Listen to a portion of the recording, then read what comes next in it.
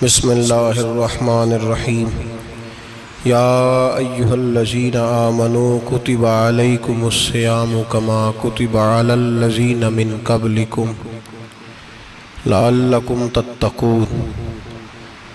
قال النبی صلی اللہ علیہ وسلم لکل شیء زکاۃ وزکاۃ الجسد الصوم، او کما قال صلی اللہ علیہ وسلم صدق اللہ العظیم وصدق رسولہ النبی الکریم۔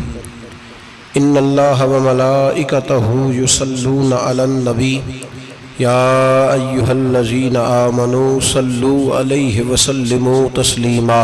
اللہم صل علی سیدنا ومولانا محمد معدن الجود والکرم وآلہ وصحبہ وبارک وسلم۔ حمد و صلاۃ کے بعد قرآن مجید سورہ بقرہ، اللہ تبارک و تعالی نے ارشاد فرمایا یا ایھا الذین آمنوا کتب علیکم الصیام، اے ایمان والو تم پر روزے فرض کیے گئے، کما کتب علی الذین من قبلکم، اسی طرح جس طرح تم سے پہلے لوگوں پر فرض کیے گئے تھے، لعلکم تتقون، تاکہ تم پرہیزگار ہو جاؤ، متقی ہو جاؤ، اللہ سے ڈرنے والے بن جاؤ، گناہوں سے بچنے والے بن جاؤ، اپنی زندگی کو رب رسول کے احکامات کی روشنی میں گزارنے والے بن جاؤ۔ روزہ ایک پریکٹس ہے، ایک مجاہدہ ہے، ایک جد و جہد ہے۔ جد و جہد کس چیز کی؟ اللہ کی رضا کے مطابق اپنے آپ کو ڈھالنے کی جد و جہد۔ صوم کا لغوی معنی ہوتا ہے رک جانا۔ حلال رزق سامنے پڑا ہے، حلال مشروب سامنے پڑا ہے، حلال رشتہ بیوی کا موجود ہے، لیکن ان سب چیزوں سے حالت روزہ میں رکنا، اللہ کی رضا کے لیے رکنا، اس کا نام روزہ ہے۔ صوم کا معنی رکنے کے ہیں، پرہیز کرنے کے ہیں، بچنے کے ہیں۔ ہر چیز موجود ہے لیکن اللہ کا حکم نہیں ہے تو لہٰذا کھا نہیں سکتے۔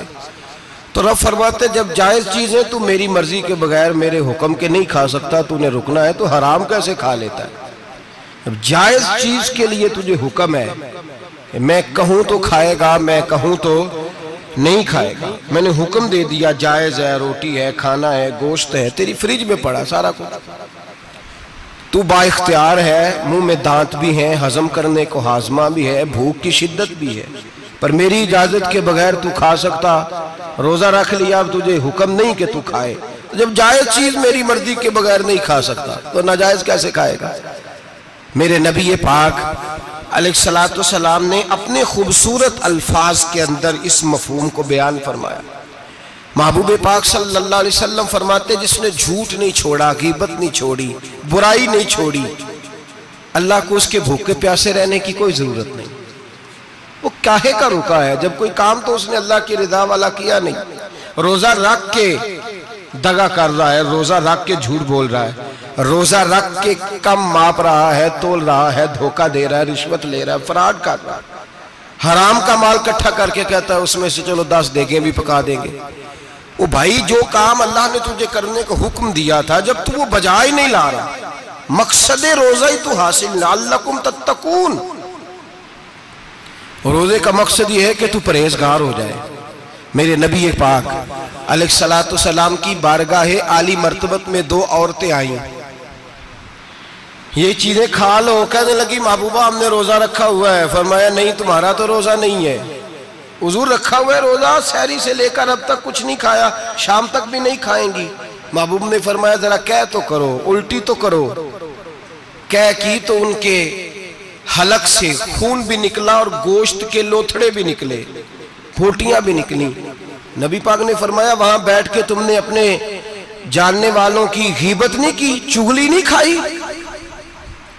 خاموش ہو گئیں، گردنیں جھک گئیں۔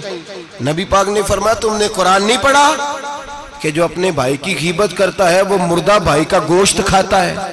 تو گوشت کھا کے بھی تمہارا روزہ رہ گیا ہے۔ کس طرح کا روزہ ہے کہ صاحب روزہ رکھ کے نہ رکھنے والوں پہ تنقید کر رہے ہیں۔ تراویحاں پڑھ کے نکلے ہیں تو کہتے ہیں میں اکیلا ہی نیک ہوں، باقی تو محلے میں کوئی پڑھتا ہی نہیں۔ یہ کیسا تیرا روزہ ہے؟ کہ تو روزہ رکھ کے تو اس کے مقصد کو نہیں سمجھا۔ لعلکم تتقون، روزہ دار تو وہ ہے کہ روزہ رکھا ہوا ہے، کھانے بھی سے رکا ہے، پینے سے بھی رکا ہے، عمل زوجیہ سے بھی رکا ہے، پھر وہ جھوٹ سے بھی رکے، غیبت سے بھی رکے، بدنگاہی سے بھی رکے، حرام خواری سے بھی رکے ساری چیزوں سے۔ یہ بتلائیے کہ روزے کی حالت میں اپنی بیوی کے پاس جانا منع ہے تو غیر محرم کو دیکھنا جائز ہے؟ ہمارے ٹی وی پہ میں نے پہلے بھی کہا تھا کہ ہم ٹھیکیدار اور ذمہ دار نہیں ہیں مذہب کے۔ یہاں ہمارے آنے سے پہلے بھی کوئی بیٹھا تھا، ہم مریں گے تو یہاں ہم سے بڑے بڑے نیک لوگ بیٹھیں گے، کوئی بندہ ذمہ دار نہیں ہے۔ بڑے بڑے کج کلا، صاحب جبہ و دستار، بڑے بڑے صاحب بصیرت، آئمہ، فقہاء، علماء، زعماء، نقبہ، صوفیاء، اولیاء، غوث، کتب، ابدال، اوتاد، کتب الاقطاب، جانے کون کون آئے، علماء آئے، مفسرین آئے، محدثین آئے، گزر گئے۔ ہم تو خاک نشین لوگ ہیں، تھوڑا کام کرنے والے، تھوڑی صلاحیت رکھنے والے۔ لیکن بھائی اگر کرتے ہیں تو ایک کام کرتے ہیں، ساتھ دوسرا نہیں کرتے۔ یہ کس طرح کا دین سکھانے لوگ نکلے کہ شوال سے لے کر شعبان تک گانا سنایا جائے گا، شعبان سے لے کر شوال تک ناچ گانا کیا جائے گا، شوال سے لے کر شعبان تک دھما چوکڑی ہوگی، رمضان آئے گا تو حدیثیں سنائی جائیں گی، رمضان آئے گا تو لوگوں کو قرآن پڑھ کے سنایا جائے گا۔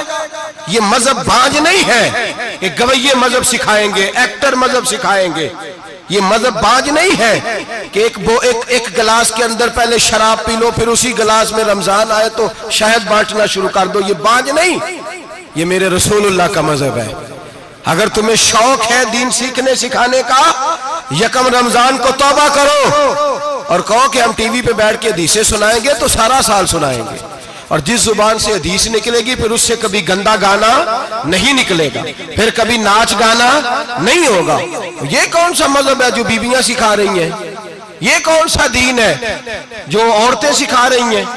میرے رسول پاک صلی اللہ تعالیٰ علیہ وآلہ وسلم کا وہ مذہب ہے کہ میرے اعلیٰ حضرت فاضل بریلوی رحمت اللہ علیہ نے فرمایا، مرد کے لیے جائز نہیں کہ وہ عورت کی زبان سے میلاد بھی سنے، نعت بھی سنے۔ مرد کے لیے جائز نہیں، مرد کو مرد سکھائے گا، عورت سکھائے گی تو عورتوں کو سکھائے گی۔ بے شک آپ سویرے فتویٰ دیجئے کہ چھوٹی سی مسجد میں بیٹھ کے، چھوٹے سے کونے میں بیٹھ کے، چھوٹا سا مولوی، اور وہاں تو اتنے بڑے مفتی ٹی وی پہ بیٹھے ہوئے، وہ غلط ہے تو صحیح ہے کیسے ہو گئے؟ سنو، میرے نبی پاک علیہ السلام کے مذہب کا حسن یہ ہے کہ اسلام کہتا ہے ایک نظر بی بی کو دیکھا کسی نے غلطی سے تو معافی ہو جائے گی، دوسری نظر شہوت سے دیکھا تو حرام ہے اس کے لیے۔ وہ پاکستان کا مولوی ہو یا سعودی عرب کا شاہ ہو، کسی کے لیے عورتوں کے بیچ پھرنا اٹھنا بیٹھنا جائز ہے؟ میرے نبی پاک صلی اللہ تعالیٰ علیہ وسلم نے فرمایا ہے میں عورتوں سے مصافحہ کرنے نہیں آیا، اور میرے نبی پاک صلی اللہ علیہ وسلم نے فرمایا ہے، حضور فرماتے ہیں لیکن نا کتا بالکل ناپاک نہیں ہوتا، کتے کا تھوک ناپاک ہوتا ہے، یا کتا گیلا ہو جائے تو ناپاک ہوتا ہے، لیکن خنزیر سارا ناپاک ہوتا ہے، کل ناپاک ہے خنزیر۔ نبی پاک نے فرمایا خنزیر بھی ہو اور گند میں لتھڑا ہوا بھی ہو، پیشاب میں لتھڑا ہوا ہو، گوبر میں لتھڑا ہوا ہو، پخانے اور فضلے میں لتھڑا ہوا خنزیر ہو، اس کا جسم تیرے ساتھ ٹکرا جائے تو اتنا برا نہیں جتنا غیر محرم عورت کا وجود تیرے ساتھ ٹکرا جائے تو برا ہے۔ اس حد تک میرے نبی پاک صلی اللہ علیہ وسلم اور گنبد کے معاملے میں فتویٰ دینے والے، یا رسول اللہ کہنے پر کفر کا فتویٰ دینے والے اور بڑی بڑی باتیں کرنے والے خاموش کیوں ہو گئے؟ یا ایھا الذین آمنوا لا تتخذوا اليہود والنصارى اولیاء۔ رب فرماتا ہے یہودیوں اور عیسائیوں کو دوست نہ بناؤ، یہ تمہارے دوست ہو سکتے، یہ تمہارے سجن ہو سکتے؟ جب عرش کا مالک کہہ رہا ہے سجن نہیں ہو سکتے تو دوستی کی بات کیسے بڑھا رہا ہے؟ یا رسول اللہ ہمارے سجن کون ہو سکتے ہیں؟ فرمایا تمہارا دوست وہ ہو سکتا ہے جو محمد عربی کا غلامی کرنے والا ہو، جو رسول اللہ کی نوکری کرنا ہو دوست ہوگا۔ دوسرا دوست ہو سکتا؟ کوئی ایکٹر مذہب نہیں سکھائے گا، کوئی گویہ مذہب نہیں سکھائے گا۔ حضرت جناب سیدنا جنید بغدادی، بغداد کے پیر سے کسی نے پوچھا تھا آج سے 1100-1200 سال پہلے، وہ تو زمانہ ویسے نیکی اور پرہیزگاری کا تھا، کہا بابا جی مرد اور عورت نیک ہو، بغیر پردے کے، بغیر حجاب کے، بغیر دیوار کے بیٹھ کر ایک دوسرے کو دین سکھا سکتے ہیں؟ حضرت صاحب بتائیے، مرد اور عورت نیک ہو تو بغیر پردے اور حجاب کے ایک دوسرے کو دین سکھا سکتے ہیں؟ تو حضرت جنید بغدادی فرمانے لگے، سکھانے والا حسن بصری ہو اور سیکھنے والی رابعہ بصری ہو تو پھر بھی بغیر پردے کے بیٹھنے کی اجازت نہیں۔ تو مفتی صاحب کو اجازت کس نے دی؟ مولانا صاحب کو اجازت کس نے دی؟ بڑا وہ نہیں ہوتا جو ٹی وی پہ زیادہ آتا ہے، بڑا وہ ہوتا ہے جو رسول اللہ کے دین پہ عمل زیادہ کرتا ہے۔ حضرت عبداللہ ابن مسعود رضی اللہ تعالیٰ عنہ فرماتے، زیادہ باتیں کرنے والا عالم نہیں ہوتا۔ حضور پھر عالم کون ہوتا ہے؟ فرمایا پڑھو قرآن، انما یخشی اللہ من عبادہ العلماء۔ فرمایا بڑا عالم وہ ہوتا ہے جو اللہ سے زیادہ ڈرتا ہے، اس لیے کہ رب فرماتا ہے میرے بندوں میں سے جو عالم وہ ہیں جو اللہ سے زیادہ ڈرتے ہیں، خوف رکھتے ہیں۔ تو میرے بھائی رمضان المبارک میں بچنا ہے، پرہیز کا وقت ہے، تو کوئی شخص بھی کوئی شو نہ دیکھے، میری منت ہے آپ حضرات، کوئی شو نہ دیکھے۔ عورت کا تو پردہ ہے، تو ہمیں تو تماشے پہ لگا دیا گیا، عجیب قسم کے ایکٹر آ گئے اور مذہب سکھا رہے ہیں۔ میری اپیل ہے آپ سے کہ سحری افطاری کے وقت ٹیلی ویژن بند رکھیں۔ کیا چیز کھول کے رکھیں؟ یا قرآن کھول کے رکھیں یا رسول اللہ کا فرمان کھول کے رکھیں۔ اللہ رسول کی طرف توجہ رکھیں، وہ سیکھنے سکھانے کا وقت ہے۔ چھوڑیں، گویوں سے دین سیکھا جائے گا آپ، ہمیں کوئی شکوہ نہیں، یہ پکی توبہ کریں، سویرے آئیں آ کے دین سکھائیں۔ اور میں ان سے بھی اپیل کروں گا کہ آؤ دین سکھاؤ۔ حضرت فضیل بن عیاض فرماتے ہیں میں ڈاکو تھا، کبھی کبھی چھپ چھپا کے جمعہ پڑھا کرتا تھا، پھر میں نے توبہ کی تو سچی توبہ کی، پھر میں نے توبہ کی تو رب کو راضی کرنے والی توبہ کی، پھر میں نے توبہ کی تو چھوڑی ہر شے، غریبوں کا لوٹا ہوا مال واپس کیا، جس کے پیسے نہ دے سکا اس کے گھر میں جا کے اس کی بھینسوں کو چارہ ڈالا، اس کے اونٹوں کی خدمت کی، میں نے قرضے چکائے۔ فرمایا میں سچی توبہ کر کے مسجد آیا، جس خطیب کے پیچھے میں جمعہ پڑھا کرتا تھا وہ میرے ہاتھ بیعت کر کے مرید ہو گیا۔ اللہ تبارک و تعالیٰ نے اپنے بندوں کے دل میری طرف پھیر دیے، پھر تمہیں اس میں انعام دینے کی ضرورت نہیں پڑے گی، پھر تم کٹیا نشین بن کے بھی دین پھیلاؤ گے تو اللہ اس میں تاثیر پیدا فرما دے گا۔ تو روزے کا معنی رکنا ہے، روزے کا معنی بولیے، روزے کا معنی رکنا، کس سے؟ جھوٹ سے، غیبت سے، بدی سے، بدنگاہی، کھانے پینے۔ روزہ کس پہ فرض ہے؟ امیروں پہ کہ غریبوں پہ؟ جی کہنے نے میرا تو کام ہی محنت مزدوری والا، میں کیسے روزہ رکھوں؟ میں تو دیہڑی لگاتا ہوں تو روزہ کیسے رکھوں؟ میں نے نہیں کسی حدیث میں پڑھا کہ روزہ وہ رکھے جو دفتر میں بیٹھتا ہے۔ صحابہ کے زمانے میں تو دفتر ہوتے ہی نہیں تھے، کسی جگہ نہیں لکھا ہوا روزہ وہ رکھے گا جو اے سی میں بیٹھتا ہے، تب تو اے سی تھے ہی نہیں۔ حضرت ابوبکر صدیق رضی اللہ تعالیٰ عنہ سے لے کر جناب بلال تک سارے اپنے ہاتھ سے کام کرتے تھے، سارے اپنے ہاتھ سے کام کرتے سارے۔ حضرت عمر فاروق رضی اللہ تعالیٰ عنہ خلیفہ وقت ہونے کے باوجود مال غنیمت کے اونٹ چرنے جاتے تھے تو چراگاہ میں چھوڑنے میں جاتے تھے، لینے بھی آتے تھے واپس۔ سارے لوگ اپنے ہاتھوں سے مشقت والے کام کرتے، حضرت بلال مزدوری کرتے، سلمان فارسی مزدوری کرتے، مقداد مزدوری کرتے، صحابہ مزدوریاں کرتے، روزے رکھتے۔ اور رمضان کے جانے کا وقت ہوتا تو در رسول پہ کھڑے ہو کے عرض کرتے محبوبہ دل نہیں بھرا، دل کرتا ہے کبھی رب سارا سال ہی روزے عطا کرے، سارا سال رمضان دے تو ہم سارا سال روزے رکھنے کو تیار ہیں۔ جذبہ تھا، طاقت تھی، ہمت تھی۔ آج نوجوان لڑکا ہے کہتا ہے مجھ سے بھوک برداشت نہیں ہوتی۔ میرے بھائی رب بیماری لا دینا، اللہ سے دعا مانگے اللہ شفائے عطا فرمائے، اور دعا کریں اللہ آزمائش سے محفوظ فرمائے۔ آپ یقین کریں میں نے لوگوں کو دیکھا ہے حلق سے قطرہ نہیں اترتا، خوراک کی نالی لگی ہوئی ہے، اعلیٰ غذائیں پکی ہوئی پڑی ہیں، عرش کا مالک کہتا ہے میں تیرے حلق سے گزرنے نہیں دوں گا، قانون بن گیا۔ میں نے دیکھا ہے ڈرپ پہ لوگ زندہ ہیں، بوتل لگی ہوئی ہے، گلوکوز کی، گزارا چل رہا، اعلیٰ غذائیں پڑی ہیں، لاکھوں روپیہ تجوری میں پڑا ہے۔ مالک کہتا ہے تو نہیں کھا سکتا، تو وہ کھانے نہیں دیتا، نہیں کھانے دیتا۔ ایک شخص یورپ کے علاقے کا، میں کسی کالم نویس کا پڑھ رہا تھا، وہ کہتا ہے میری خربوں میں جائیداد ہے لیکن میرے معدے میں ایسی تکلیف ہے کہ میں آٹے کو چھان کر جو اوپر سے بورا نکلتا ہے صرف وہ کھا سکتا ہوں، اس کے علاوہ میں کائنات کی کوئی نعمت کھا نہیں سکتا۔ اور میرے بھائی وہ جب چاہے تو بڑے بڑے کھانے سے تجھے روک دے، تیرے دانت چبانے کے قابل نہ رہے، زبان نگلنے کے قابل نہ رہے، معدہ تیرا ہضم کرنے کے قابل نہ رہے، وہ جب چاہے تو جو مرضی کر لے، وہ کہتا چل تو میری مرضی پہ چلنا، 1 مہینہ میرے کہنے پہ نہ کھا، 1 مہینہ میرے کہنے پہ نہ کھا، تو یا اللہ تو کیا کرے گا؟ فرمایا صوم تصحو، میرے نبی پاک نے فرمایا تم روزے رکھو، اللہ تمہیں صحت عطا فرما دے گا، اللہ تندرستیاں دے دے گا، شفائیں دے دے گا، تم روزے رکھو، اللہ تمہیں، سبحان اللہ، اللہ تمہیں، اللہ طاقت دیتا ہے، ہمت دیتا ہے، اللہ ہمت دیتا ہے۔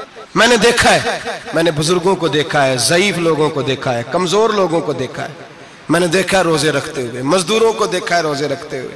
میں اپنے ابا جی کو کہتا، ابا جی اتنی سخت گرمی اور مزدوری آپ کرتے اور مزدوری کے عالم میں روزہ رکھتے، تو کہتے پتر روزہ کی آندہ ہے، روزہ کدوں کو جاندہ ہے، روزہ اپنی جگہ تے، بے مزدوری اپنی جگہ ہوتے۔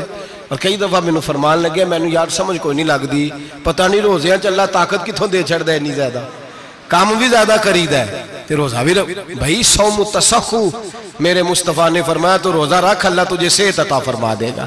رب تعالیٰ تجھے، یہاں ہوٹل کھلے ہوئے ہیں، یہاں عجیب حالات ہیں، ہوٹل کھلے ہوئے ہیں، لوگ بہانے ڈھونڈتے پھرتے ہیں، کہتے ہیں کٹ لگ گیا تھا ذرا، تھوڑا سا خون نکل آیا، سنی پلاس لگائی ہے تو روزہ نہیں رکھا، یہ ذرا مجھے تھوڑی دقت ہو گیا تو میں نے روزہ نہیں رکھا، کھانسی لگ گئی ہے تو روزہ نہیں رکھا۔ او خدا کے بندے، روزہ تو نعمت ہے، اور سبحان اللہ میرے نبی پاک نے فرمایا لِكُلِّ شَيْءٍ زَكَاةٌ وَزَكَاةُ الْجَسَدِ الصَّوْمُ، فرمایا ہر شے کی زکوٰۃ ہوتی ہے، وجود کی زکوٰۃ روزہ ہے، روزے رکھو جسم کی زکوٰۃ نکل جائے گی۔ فاقہ کرنا بھی میرے نبی پاک کی سنت ہے، مسواک کرنا بھی سنت ہے، اور فاقہ کرنا بھی، مسواک والی سنت زیادہ اپناتے ہیں لوگ، فاقہ کرنا بھی نبی پاک کی سنت ہے۔ ایک صاحب مجھے کہنے لگے جناب بیٹھ کے کھانا حضور کی سنت ہے، میں نے کہا کبھی کبھی نہ کھانا بھی نبی پاک کی سنت ہے، نہ کھانا بھی حضور کی سنت ہے۔ اور ہمارے فقہاء نے لکھا ہے جو روٹی زیادہ کھاتا ہے اس میں 2 باتیں پیدا ہو جاتی ہیں، کیا کیا؟ ایک بولتا زیادہ ہے، دوسرا سوتا زیادہ ہے، غافل ہو جاتا ہے۔ فقہ اور حکیم اطباء ڈاکٹر کہتے ہیں کہ پیٹ خالی رہے نا جس آدمی کا، اس کا حافظہ مضبوط ہوتا ہے، اس کے ذہن کی گرہ کھلتی ہے، زیادہ کھانے سے تو خماری چڑھتی ہے، دماغ ڈھونڈتے پھرنا روٹی کدھر سے آج اچھی ہے، گھر میں نہیں پکی تو ہوٹل چلے جانا، کھانے کے سوا اور کام ہی کوئی نہیں۔ وہ صاحب میرے نبی پاک علیہ السلام نے فرمایا کافر 7 آنتوں سے کھاتا ہے، 7 آنتوں سے، اور فرمایا میرا مومن 1 آنت سے کھاتا ہے، اس کے وجود میں کھانے والی 1 آنت ہے، کافر 7 آنتوں سے کھاتا ہے۔ فاقہ کشی سے نورانیت پیدا ہوتا ہے، کم کھانا۔ دیکھیں نا نبی پاک صلی اللہ علیہ وسلم نے اللہ سے فاقہ مانگ کے لیا ہے، یا اللہ 1 وقت روٹی دے، 1 وقت کا فاقہ دے، مانگ کے لیا ہے نبی پاک نے، مانگ کے۔ حضرت ابو ہریرہ رضی اللہ تعالیٰ عنہ فرماتے ہیں بھوک زیادہ لگتی تھی نا جب مجھے، تو میں حضرت عمر سے، ابو بکر سے، عثمان، مولا علی سے کوئی مسئلہ پوچھ لیتا تھا، اور جب میں مسئلہ پوچھتا تھا تو وہ مجھے روٹی کھلا دیتے تھے، جب میں ان سے مسئلہ پوچھتا تو وہ مجھے، حضرت ابو ہریرہ فرماتے ہیں مجھے بھوک لگی، میں حضرت عمر کے پاس گیا، ان سے مسئلہ پوچھا، ان کا رواج تھا جب میں مسئلہ پوچھتا تو پہلے روٹی کھلاتے۔ ہمارے بزرگ یہ فرماتے ہیں کہ کھانے کھلا کے دین پڑھاؤ، صرف تمہارا کتب خانہ نہیں کھلا ہونا چاہیے، تمہارا دسترخوان بھی کھلا ہونا چاہیے۔ کسی نے نبی پاک صلی اللہ علیہ وسلم سے پوچھا تھا بہترین مسلمان کون ہے؟ حضور نے فرمایا جو سلام لینے میں پہل کرے اور روٹی زیادہ کھلائے، جو روٹی ہر وقت فکر کرے آ یار تو روٹی کھا لے، روٹی کھانے کی طرف توجہ دلائے۔ کھلانا سنت ہے، زیادہ کھانا اس میں بھی فرق رکھیں۔ تو نبی پاک صلی اللہ علیہ وسلم کے صحابی حضرت ابو ہریرہ رضی اللہ تعالیٰ عنہ فرماتے ہیں میں نے حضرت عمر سے مسئلہ پوچھا، میں نے کہا حضور مسئلہ بتائیں، تو کہتے پہلے ان کی عادت تھی جب میں مسئلہ پوچھتا تو روٹی بھی کھلاتے، آج انہوں نے مسئلہ ہی بتایا ہے، روٹی کوئی نہیں کھلائی۔ تو مجھے کہنے لگے ابو ہریرہ تو سوچتا ہوگا روٹی نہیں اس نے پوچھی، تو نے کب سے کھانا نہیں کھایا؟ میں نے کہا آج صبح سے۔ تو جناب عمر کہنے لگے میں نے کل صبح سے نہیں کھایا۔ چل ابو بکر صدیق کے گھر مسئلہ پوچھتے ہیں، کہتے ہیں جناب صدیق اکبر کے دروازے پہ گئے، جا کر کے ان سے مسئلہ پوچھا۔ ان کی بھی عادت تھی جب کوئی مسئلہ پوچھنے جاتے تو دسترخوان بچھا لیتے، کہتے آؤ روٹی بھی کھلاتا ہوں مسئلے بھی بتاتا ہوں۔ کہتے ہیں گئے تو انہوں نے بھی مسئلہ بتایا، روٹی کوئی نہ پوچھی۔ تو کہنے لگے عمر ابو ہریرہ تم لوگوں نے کل پرسوں سے نہیں نہ کھایا ہوگا، اور ابو بکر کو 4 دن گزر گئے ہیں۔ تھوڑا سا دودھ ملا ہے یا کھجور ملی ہے، روٹی کوئی نہیں ملی، چلو در رسول پہ چلتے ہیں، آؤ حضور کی بارگاہ میں۔ کہتے ہیں نبی پاک کی بارگاہ میں آئے، حضور نے چہرے دیکھے، کریم سے مسئلہ نہیں پوچھنا پڑا، میرے مصطفیٰ کریم نے فرمایا بھوک لگی ہوئی ہے تم تینوں کو؟ 3-4 دن ہو گئے؟ اللہ کے رسول نے فرمایا مجھے پورا ہفتہ ہو گیا ہے۔ سبب کچھ اور ہے جس کو تو خود سمجھتا ہے، زوال بندہ مومن کا بے زری سے نہیں، بھوک نقصان کا وجہ نہیں بنی، وجہ کوئی اور بنی ہے۔ رشوتیں جو بازار گرم ہوئے ہیں لوٹ مار کے، یہ روٹی کے لیے نہیں، یہ زیادہ کھانے کے لیے، یہ بینک بیلنس کے لیے گرم ہے۔ یہ لوٹ مار کا مقصد کوٹھیاں بنانا ہے، روٹی کا تو رب کریم کا وعدہ ہے۔ جو روز روتا ہے شام کو کہ میرا کاروبار کوئی نہیں، اصل میں کہتا ہے بنگلہ کوئی نہیں، اصل میں کہتا ہے کار کوئی نہیں، پجاروں کوئی نہیں، روٹی تو اللہ عطا فرماتا ہے، اس کا وعدہ ہے۔ فرمایا حضور نے 3 دن بیت گئے، چلو میرا بے تکلف صحابی ہے ابو الحسن انصاری، وہ بڑے نصیب والے ہوتے ہیں جن کو میرے نبی پاک خود کہتے تھے کہ تیری فلانی ذمہ داری ہے۔ اس زمانے کا تو کسی کو کہہ دیا جائے تیری ذمہ داری ہے تو کہتا ہے یہ تو پھٹیکے ڈالنے لگ گئے، یہاں سے تو چھٹی کر جانی چاہیے۔ خوش ہوتے تھے صحابہ کہ ہماری ذمہ داری لگی۔ کہتے ہیں حضرت ابو الحسن انصاری کے گھر گئے، نبی پاک نے فرمایا بھوک بڑی لگی ہے، کھانا لا۔ کہتے ہیں حضور نے اسے کہا تو اس آدمی کو تو وجد ہی ہو گیا، اس نے کہا میرے اتنے نصیب کہ حضور کا یہ کھانا کھلا۔ آؤ دیکھو دنیا والوں، آج جو سب سے زیادہ عزت والا ہے وہ میرا مہمان بنا ہوا ہے۔ فرماتے ہیں وہ دوڑے گئے، بکری اٹھائی، ذبح کی، بیوی کو کہنے لگے روٹی تیار کر، ادھر کھجوریں توڑی، انگور توڑے، کہنے لگے حضور آپ جب تک تناول کریں تب تک کھانا پک جاتا ہے۔ حضرت عمر کہتے ہیں روٹی پک کے آئی، بڑا پیارا گوشت، بڑا اچھا سالن، بڑا خوبصورت خلوص والا کھانا۔ فرماتے ہیں میں نے بڑا ہی کھایا۔ نبی پاک نے نہ ایک روٹی لی اور چھوٹی چپاتی، تھوڑا تھوڑا سالن کونوں سے، اور جب نبی پاک نے کھا لیا تو حضور کی آنکھوں میں آنسو آئے۔ حضرت عمر کہنے لگے حضور روئے کیوں؟ نبی پاک نے فرمایا سوچتا ہوں 7 دن کے فاقے کے بعد کھایا ہے، پر ڈرتا ہوں رب اس کا حساب پوچھے گا تو جواب کیسے دینا ہے، اس کا حساب بھی تو دینا ہے نا جو کھایا ہے۔ تو حضرت عمر فاروق کے ہاتھ میں کچھ چیز تھی، زور سے زمین پہ ماری، کہا محبوبہ 7 دن کے بعد بھی روٹی کھائے تو حساب دینا ہے۔ نبی پاک فرمانے لگے عمر وہ مالک ہے نا، تو جب دیتا ہے تو حساب نہیں لے سکتا، حساب تو دینا ہے، حساب تو دینا ہے، تیاری رکھو۔ صحابہ کرام فرماتے ہم نے ارادہ کیا کہ آج کے بعد ہم پھر فاقے کریں گے، کم کھائیں گے، اس لیے کہ حساب دینا ہے۔ میرے بھائی وہ فاقہ کشی کرتے تھے، ڈرتے تھے۔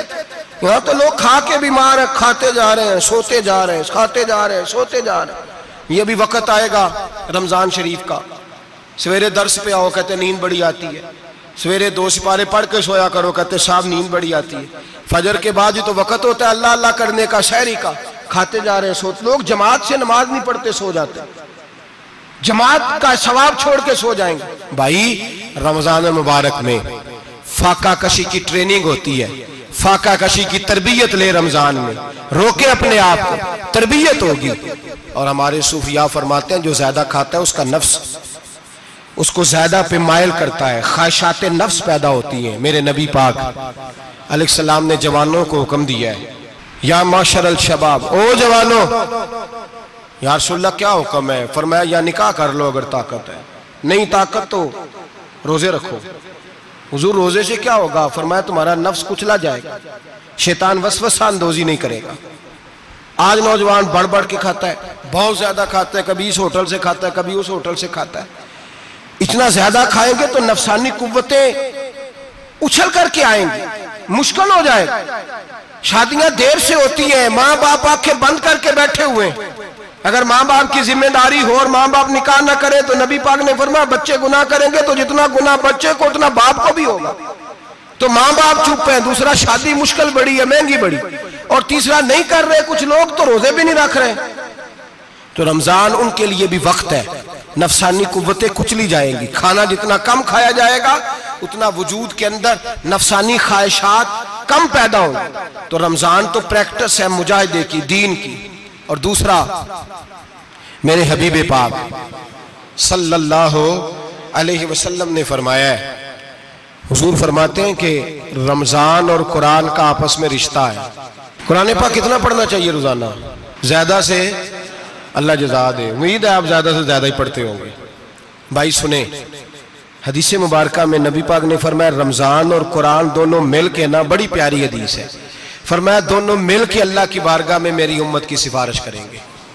رمضان اور اللہ اکبر. کس طرح؟ نبی پاک فرماتے ہیں رمضان کہے گا اے اللہ دن کے وقت میں نے اسے تیری رضا کے لیے کھانے پینے سے باز رکھا، اور قرآن کہے گا یا اللہ رات کو تیری رضا کے لیے کھڑا ہو کے یہ قرآن سنتا تھا. رمضان اور قرآن دونوں سفارش کریں گے. ہم نا بڑا کچھ پڑھتے ہیں، سنتے ہیں، سیکھتے ہیں. اب یقین کریں یہ کھاتے بھائی کا بھائی سے اختلاف ہو جانا تو وہ 30 سال پرانے کھاتے کھول کے لے آتا ہے، ساری رات ڈھونڈتا ہے کہ میرے پیسے کہاں سے نکلتے ہیں، پڑھ لیتا ہے. قرآن پاک کی باری آتی ہے تو نہیں پڑھتے قرآن پاک. ابا جی کا ختم ہوتا ہے تو مانگتے پھرتے ہیں، کہتے ہیں 2 قرآن پاک 10 قرآن پاک. یہ باتیں بتانی نہیں چاہیے، کرنی نہیں چاہیے، لیکن چونکہ تربیت کے لیے بیٹھا ہوں تو کر دیتا ہوں. میرے شاگردوں سے پوچھیں، یہاں مدرسہ ہے الحمدللہ، درجنوں طلباء ہیں، اساتذہ ہیں، میرے پیر بھائی ہیں، اور میرا یہ دعویٰ ہے کہ شاید کوئی کسی سے اتنا پیار کرتا ہو جتنے میرے شاگرد اور مرید مجھ سے کرتے ہیں. لیکن میں نے کبھی کسی سے نہیں کہا کہ ذرا سورۃ فاتحہ پڑھ کے دینا، میں نے اپنے ابا جی کو ثواب دینا ہے.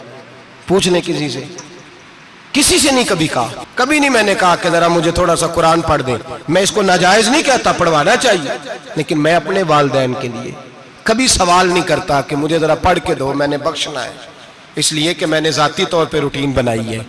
میں سمجھتا ہوں کہ کائنات کے اندر میرے اوپر جن لوگوں نے احسان کیے ان میں سب سے زیادہ حصہ میرے ماں باپ کا ہے. میں سمجھتا ہوں اس بات، کتنا نالائق ہوں میں کہ میں 1 مہینے میں ایک قرآن پاک بھی پڑھ کے ان کی روح کو احسان نہیں کر سکتا. میرا یہ طریقہ ہے ذاتی، میں قدغن نہیں لگاتا، میرا ذاتی طریقہ یہ الحمد سے شروع کرو اور 2 سورتیں چھوڑ کے قرآن پاک ختم کر دو آخری، اور پھر فلق اور ناس سورتیں ساتھ لے جاؤ. یہاں بیٹھ کے سالے ثواب نہیں کرنا، ختم نہیں دلانا، ساتھ لے جاؤ، قبر پہ کھڑے ہو جاؤ اور فلق اور ناس سورتیں قبر پہ بیٹھ کے تلاوت کرو. اور جو قرآن مجید پڑھا ہے ان کی روح کو وہاں احسان کرو. او بھائی، اولاد جب ماں باپ کے لیے پڑھتی ہے تو اسے کہنا نہیں پڑتا اللہ بخش دے، اس لیے کہ اولاد کی نیکیاں خود بخود ماں باپ کے کھاتے میں جمع ہوتی ہیں، خود نیکیاں جمع ہوتی ہیں. میرے بھائی تو بچوں سے یہ تو مطالبہ کرتا ہے کہ بیٹا اس سال رمضان المبارک میں میرے لیے ستو ضرور بنانا، فلانی چٹنی ضرور تیار کرنا. یہ کیوں نہیں کہتا بیوی سے کہ ڈشیں کم بنانا، تو بھی بیٹھ کے قرآن پاک پڑھ، میں بھی قرآن پاک پڑھتا ہوں. ادھر آؤ بیٹا یہاں بیٹھ کے تلاوت کرو، میں بھی کرتا ہوں. بیٹی ادھر آؤ بیٹھ کے قرآن پاک پڑھو. کتنا وقت لگتا ہے؟ حافظ اور قاری اور علماء اگر پڑھیں تو 20-25 منٹ لگتے ہیں قرآن پاک کا سپارہ پڑھنے، اور اٹک اٹک کے پڑھنے والا بھی پڑھے تو 1 گھنٹہ لگ جائے گا. اور میرے نبی پاک صلی اللہ علیہ وسلم نے فرمایا جو قرآن پڑھتے ہوئے اٹکتا ہے اللہ اسے ڈبل ثواب عطا فرماتا ہے. فرمایا جو زبانی پڑھے سنگل ثواب، جو دیکھ کے پڑھے اسے ڈبل ثواب. حضور کیوں؟ فرمایا اس لیے کہ میرا قرآن دیکھنے پہ بھی اللہ ثواب عطا فرماتا ہے. قرآن دیکھنے پہ بھی اللہ ثواب دیتا ہے، دیکھنے کا بھی ثواب. رمضان شریف میں قرآن پاک پڑھے، کھول کے پڑھے. اور میرے بھائی اگر تیرا بچہ پڑھے، اگر تیری بیٹی پڑھے، کائنات کا خوش نصیب باپ وہ ہے کہ بیٹا قرآن پڑھے، چاہے ناظرہ ہی پڑھے. جس کی بیٹی پڑھے، زندگی میں انہیں اس کام پہ لگا جاؤ، مرنے کے بعد بھی پڑھیں گے. امام جلال الدین سیوطی شافعی رحمت اللہ علیہ فرماتے حضرت عیسیٰ قبر کے پاس سے گزرے، قبر پہ عذاب ہو رہا تھا، اللہ کا غضب برس رہا تھا. جناب عیسیٰ استغفار پڑھتے ڈرتے گزر گئے. تھوڑی دیر کے بعد، چند گھنٹوں کے بعد گزرے تو اسی قبر پہ پھول کھلے ہوئے تھے، رحمت برس رہی تھی. حضرت عیسیٰ علیہ السلام عرض کرنے لگے مولا تو بے نیاز ہے، میری طاقت نہیں تیرے کاموں میں بولنے کی، پر ابھی تو یہاں عذاب ہو رہا تھا، ابھی رحمت برس رہی ہے. جناب عیسیٰ کہتے ہیں آواز خدا بندی آئی، عیسیٰ بندہ بڑا گناہگار تھا، پاپی تھا، مجرم تھا، خطا کار تھا، لیکن جب اس کا انتقال ہوا، اس کی بیوی حاملہ تھی، اس کے پیٹ میں بچہ تھا، بچہ اس کے انتقال کے بعد پیدا ہوا. آج وہ 4-4.5 سال کا ہوا ہے، مکتب میں گیا ہے، مدرسہ میں گیا ہے، استاد نے بسم اللہ شریف پڑھائی ہے. فرمایا اس نے توتلی زبان سے کہا ہے بسم اللہ الرحمن الرحیم. کہا عیسیٰ مجھے بتلا اس زمین پر وہ معصوم جسے ابھی رحمان اور رحیم کہنا نہیں آتا، وہ توتلی زبان سے مجھے رحمان اور رحیم کہے اور میں اسی زمین پہ اس کے باپ کو عذاب دوں؟ فرمایا اس نے ایک بار رحمان اور رحیم کہا ہے، میں نے اس کی باپ کی قبر کو نور سے معمور فرما دیا ہے، نور سے بھر دی ہے قبر، برکت سے بھر دی ہے۔ اللہ کرے میرے بیٹے بھی قرآن پڑھے، اللہ کرے میری بیٹیاں بھی قرآن پڑھے، اللہ کرے ہم سب کی اولادیں قرآن پاک پڑھے۔ لیکن نا امام اعظم ابو حنیفہ رمضان میں 61 قرآن پاک پڑھتے تھے۔ کتنے؟ 60 تے ایک، اللہ اکبر۔ ایک قرآن پاک دن میں پڑھتے پورا، ایک رات کو پڑھتے، ایک تراویح میں پڑھتے۔ 61 قرآن پاک امام صاحب پڑھتے۔ آپ فرماتے میں نے چھوڑ دیے سارے وظیفے، میں صرف رسول اللہ کا قرآن پڑھتا ہوں۔ رمضان سارا قرآن پاک، سارا رمضان۔ اب تو عادت ہی نہیں رہی ہمیں قرآن پاک کی۔ اگر لوگ ناراض نہ ہوں تو محفل نعت ہوتی ہے تو تلاوتیں کتنی ہوتی ہیں، اور نعتیں ہم نے ذوق ہی نہیں بنایا، ذوق ہی نہیں بنایا ہم نے تلاوت قرآن کا، اس لیے کہ قراء علماء فقراء ان کو ہم تیار ہی نہیں کر رہے، ہم تو ایکٹر پال رہے ہیں جو پیسے لیتے ہیں نعت خوانی کے، معاذ اللہ۔ او میرے بھائی، کیا قرآن میرے نبی کی نعت نہیں؟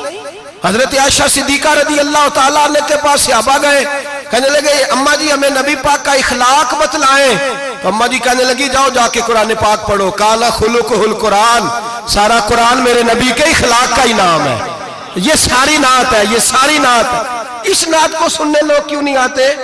اتنا راش میں اپنے نعت میں اتنا تراویح پہ کیوں نہیں ہوتا؟ اور ملت کا جوان یاد رکھے، بوڑھے تراویحاں پڑھتے ہیں، ضعیف تراویحاں پڑھتے ہیں، گھٹنوں میں درد ہے تراویحاں پڑھتے ہیں، بیمار بوڑھے تراویحاں پڑھتے ہیں، جوان وہاں چوک میں کھڑے۔ کیا جوانی اس لیے ہے چوکوں میں کھڑا ہوا جائے؟ کیا جوانی اس لیے ہے کہ سعودی عرب جانے کے لیے پاسپورٹ بنانا ہو تو 2.5 گھنٹے کھڑا رہے تو؟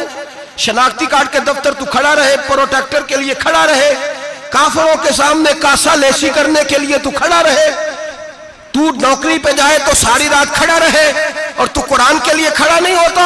میرے محبوب نے فرمایا من قام ایمانا واحتسابا غفر له ما تقدم من ذنبه، فرمایا جو رمضان المبارک میں اللہ کی رضا کے لیے گناہوں کی معافی کے ارادے سے قیام کرے گا، راتوں کو عبادت کرے گا، اللہ اس کے پچھلے سارے گناہ معاف فرما دے گا۔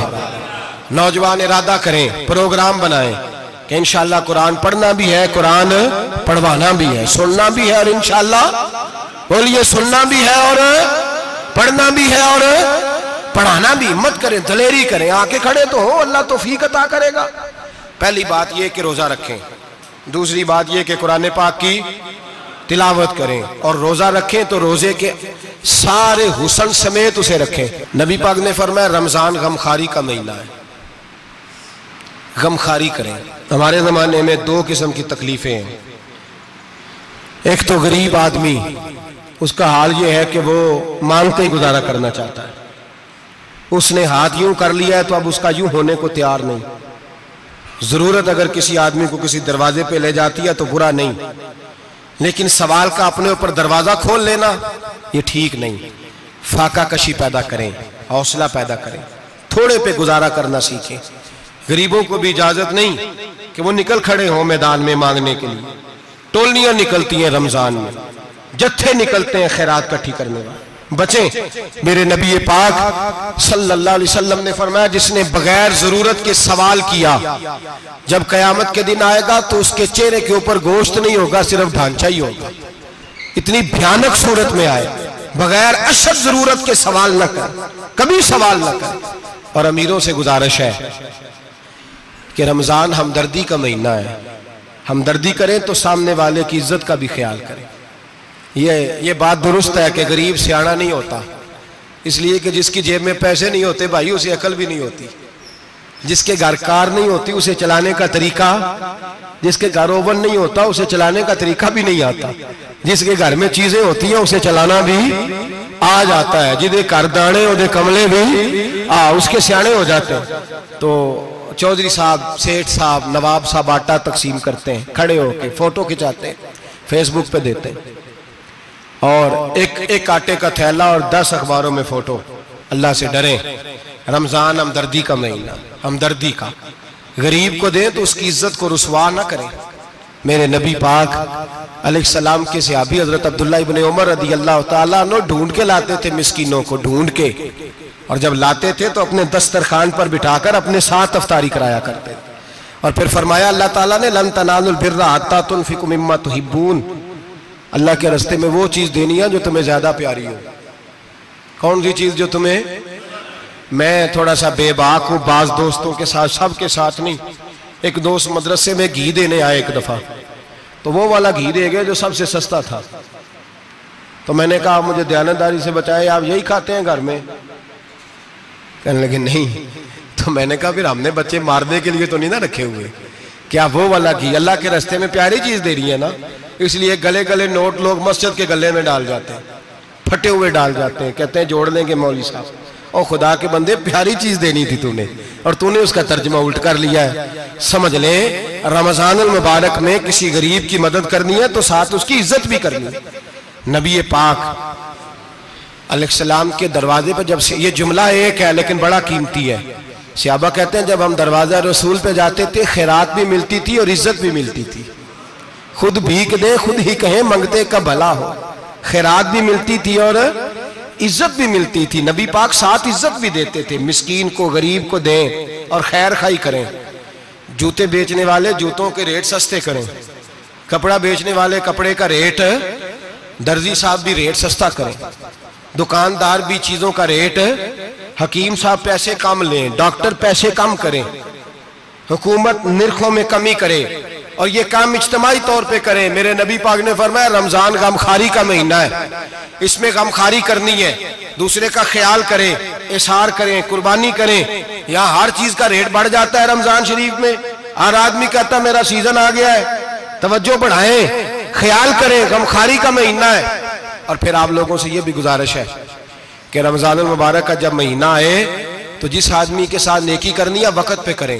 کسی غریب کو پیسے دینے ہیں، کپڑے دینے ہیں تو یکم رمضان کو دیں۔ میں اکثر دوستوں سے پوچھتا ہوں، میں کہتا ہوں قاری صاحب نو جوڑا کدو دیندے ہو؟ کہندے ستیویں والے دن۔ میں کہا مینوں لگ گئی سمجھ، تہاڈی سازش ہے کہ جڑے سواں کے پا نہ لوے، ایویں مولوی چودھری صاحب دے نال دے کپڑے پا لے تے کتھے لکھیا ہے اینوں دینا ہے ستیویں؟ تسی دسو ستیویں والے دن کوئی درزی سی کے دیندا ہے؟ انہوں 3 گنا بھی پیسے دئیے تو کہندہ ہے جیڑے باقی نے انہاں دے نہیں بٹن پہ لگ دے میرے کو، کتھوں جوڑا سیکھ؟ تو کس دن دیتے ہو قاری صاحب کو؟ کیا مقصد ہے؟ پہننے کے لیے دے رہے ہو یا اس لیے دے رہے ہو کہ نہ پہن سکے؟ تو بھائی آپ جب کسی کو کوئی چیز دیں گے تو کب دیں گے؟ جب وہ استعمال کر سکے۔ غریب کو لوگ فطرانہ دینے جاتے ہیں عید سے 1 دن پہلے، تو کیا کرے گا اس کا؟ وہ نہ تو کپڑے خرید سکا نہ روٹی لا سکا، بلکہ میرے حضرت صاحب فرماتے ہیں رمضان سے پہلے دے دو، رمضان کی نیت کر کے رمضان سے 1-2 دن پہلے دے دو، اللہ رمضان جتنا ثواب ہی عطا فرمائے گا۔ رمضان سے پہلے دو جس کو کچھ ہے دینی، قبل از وقت تیاری کرو۔ اور میرے قبلہ صاحب فرمایا کرتے اپنے کپڑے بعد میں، غریب کے بچوں کے کپڑے پہلے، اپنے گھر کی ضروریات بعد میں، غریبوں کی ضروریات، اس لیے کہ اللہ پاک نے ان کا رزق بھی ہمارے گھر بھیج دیا۔ ہماری ڈیوٹی لگائی ہے کہ تم نے بانٹنا، بانٹنے والے بنو، اور یہ ذہن بنائے کہ پتہ نہیں کس کا حصہ تھا جو اللہ نے میرے گھر بھیجا، یہ ذہن بنا کے بانٹ۔ اور جس کو دینے جائیں، ہاں آپ کو اجازت ہے تھوڑا بہت پتہ کرنے کی، لیکن تھوڑا بہت تفتیش کرنے کی اجازت، بال کی کھال اتارنے کی اجازت۔ میں نے دیکھا ہے لوگ غریبوں کا انٹرویو لیتے ہیں، تیرا تو فلانا کمانے والا نہیں، تیرا تو فلاں بچہ، او بھائی بہت سارے غریب ایسے ہیں، بڑے ہیں جو کمانے کی کوشش کرتے ہیں لیکن ان کا سبب نہیں بنتا۔ ہاں ہے ایسے لوگ جو سعودی عرب چلے گئے ہیں، کہتے ہیں تیرا تو فلاں باہر نہیں گیا، ہے گیا ہے، لیکن سارے سعودی عرب جانے والے بھی مال کمانے کی طاقت نہیں رکھتے، کئی وہاں بھی بیٹھ کے بیچارے قرضوں میں الجھے ہوئے ہیں، وہاں والوں کے ظلم کا شکار ہیں، بہت ساری آزمائشوں میں۔ تو تفتیش کرتا ہے۔ میرے امام شافعی کا ایک جملہ اگر آپ کو یاد رہ گیا تو بات بن جائے گی۔